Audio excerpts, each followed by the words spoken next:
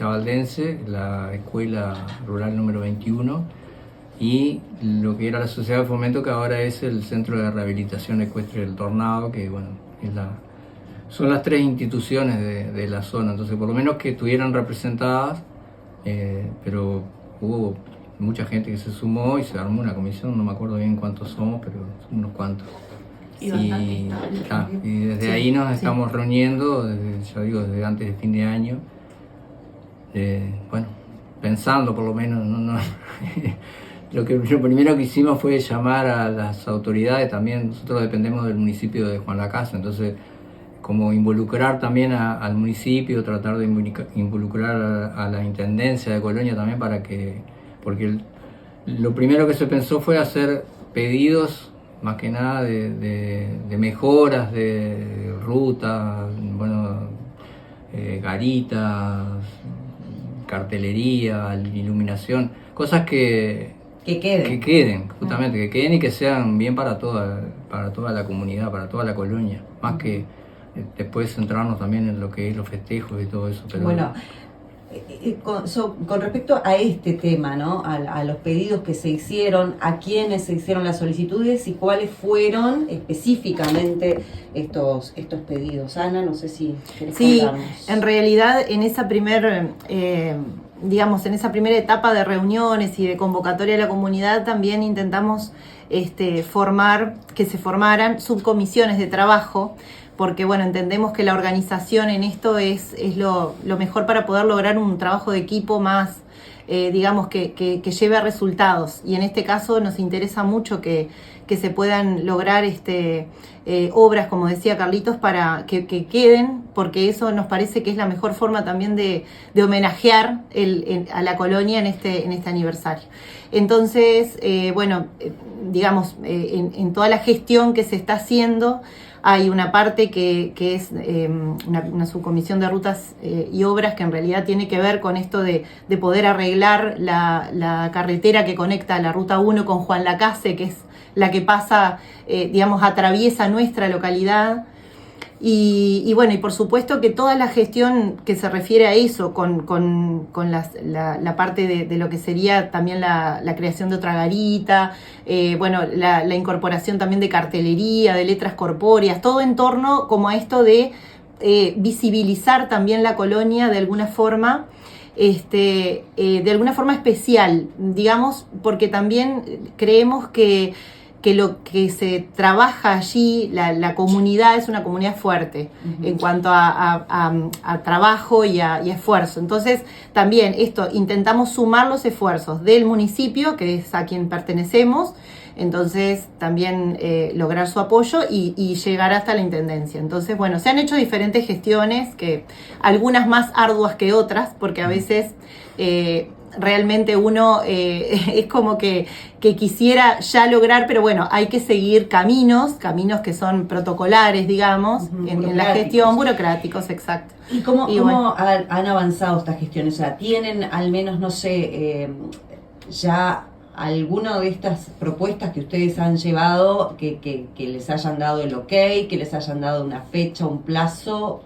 En realidad, fechas y plazos no es lo que más tenemos, pero sí lo que tenemos es, por lo menos, logramos atención en ciertos puntos fundamentales, no en todos tampoco, pero bueno, lo que sí tenemos que seguir haciendo es seguimiento, porque todos nos dicen, bueno, el número de expediente para hacer seguimiento. Bueno, entonces ¿Y se han podido reunir, por ejemplo, con autoridades? Sí. Nos reunimos más de una vez con el alcalde, con Darío Brugman, y su equipo de trabajo también. Se han hecho reuniones con ellos, se ha mantenido una comunicación fluida telefónica también, porque en esto de poder también flexibilizar un poco los plazos, los tiempos, que no sea tan rígido, porque a veces esperar a cuando hay una reunión es un plazo largo. Entonces, bueno, entre medio se van haciendo también gestiones más, descontracturadas en esto de... Y con la intendencia, sí, el intendente nos visitó el 7 de mayo, tuvimos una reunión con él y varios integrantes también de su equipo de trabajo. Él nos recomendó que hiciéramos también seguimiento de los diferentes expedientes que ya están en Intendencia a través de los directores de cada una de las dependencias, digamos, de la Intendencia para poder llevar adelante las obras. Uh-huh. Así que bueno, es como que tenemos desplegadas varios frentes, digamos, y bueno, y ahí estamos trabajando bastante. Uh-huh.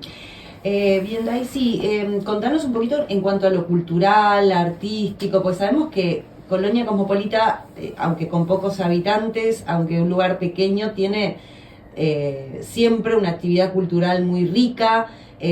¿Cómo prevén, digamos, estos festejos? Bueno, se han hecho, ¿cómo se dice? Se ha intentado concretar grupos.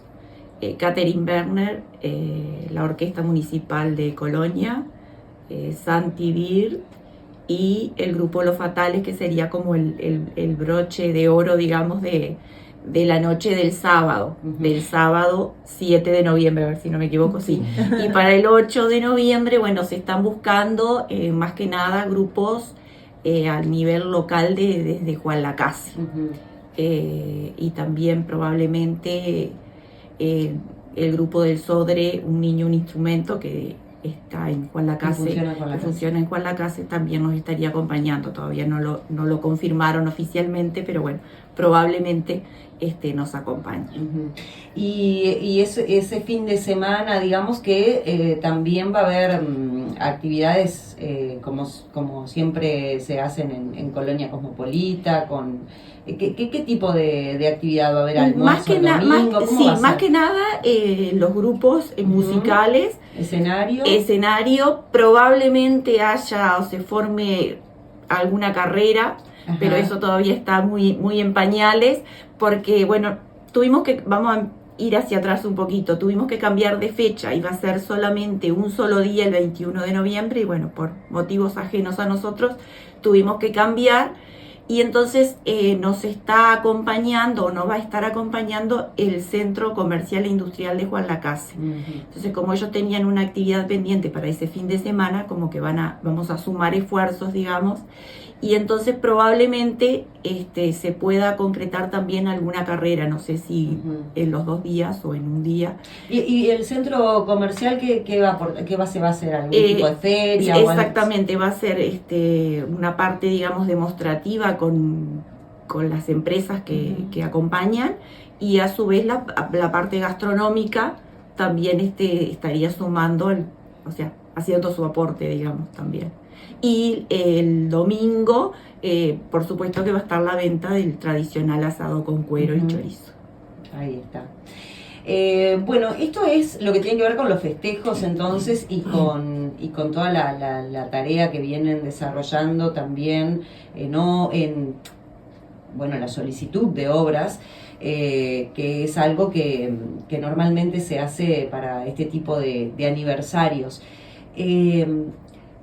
En cuanto a la historia de Colonia Cosmopolita, para meternos un poquito así, 150 años para atrás y saber cómo fue que se fundó, qué es lo que conocen ustedes acerca de esta localidad de origen piamontés. Contanos un poquito. Bueno, como que pasó por diferentes etapas.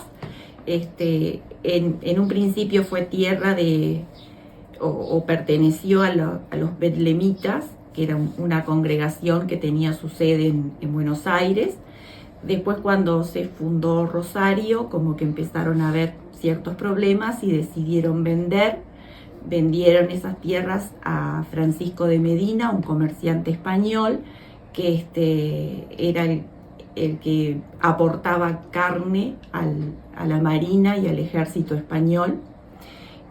Cuando él fallece no tuvo descendencia, entonces bueno, pasó por diferentes etapas sus tierras y pasó como a ser fiscal, digamos. Después, en 1874 se formó en Montevideo una sociedad colonizadora, pero que en definitiva tenía, digamos, sus intereses económicos, que tenía, o sea, tenía como base, digamos, hacer la mesura de los campos, la venta, y también a un determinado precio, digamos, y tratar de mantener a algunos colonos que ya tenían, digamos, título precario, pero hubo ciertos conflictos porque no lo tuvieron demasiado en cuenta esa gente que vivía, y hasta llegó a haber un levantamiento armado, incluso participó el juez de paz de Rosario. No fue fácil, no fue sencillo ese inicio, exacto, y fue todo como un proceso. O sea, si bien la empresa colonizadora se formó en 1874, en el 76 se empezó a hacer la mesura, las primeras ventas, alguna gente empezaron, o sea, ya se había instalado la colonia valdense en la parte de La Paz. Los terrenos ahí quedaban como chicos, debido a que por la parte demográfica, ahí está, por nacimientos y por nuevos inmigrantes que iban llegando, los terrenos no eran lo suficiente. Entonces como que empezaron a cruzar el río Rosario y se empezaron a instalar ahí. Quedó un poco quieto eso. Después el Estado tuvo una nueva intervención, compró esas tierras. Cuando llegó el pastor Armando Ugón, hizo como un nuevo impulso, digamos, a la colonia, y empezaron a llegar más inmigrantes. Pero no solamente compraron esos terrenos gente de origen valdense, también hubo españoles, también hubo suizos. Fue un poco de muchos lados, digamos, los que llegaron, pero la sí, comunidad cosmopolita, exactamente, ¿no? El título de la sociedad, como que a pesar de que fue previo al ingreso de gente o a la llegada de gente, fue muy de muchos lados, muy cosmopolita, exactamente, sí.